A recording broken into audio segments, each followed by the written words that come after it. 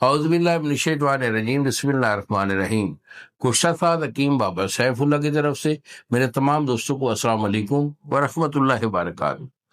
جی تو دوستو، آج خاص طور پر میں اپنے جو میری بیٹیاں ہیں، میری بچی ہیں، بہنیں ہیں، میں ان سے مخاطب ہوں۔ ان کا ایک ایشو ہوتا ہے جس کو کہتے ہیں لیکوریا۔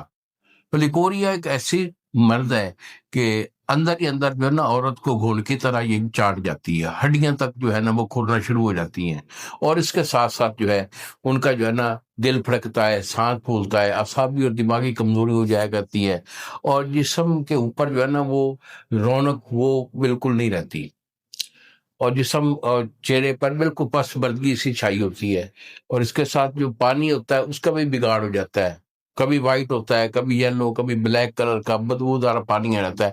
تو یہ ہر قسم کا جو لیکوریا ہوتا ہے نا، الحمدللہ اس کو میں آپ کو سائنٹیفک اپنی بیٹیوں کو یہ نسخہ دینے والا ہوں، تو آپ اسے نوٹ کر لیجئے، ٹھیک ہے؟ آپ کو کہیں بھی کسی کے پاس جانے کی ضرورت انشاءاللہ نہیں رہے گی۔ اگر آپ اسے خود گھر میں بنا کے استعمال کریں گی، اللہ تعالیٰ اپنے حبیب کے صدقے ضرور آپ کو شفا دے گا۔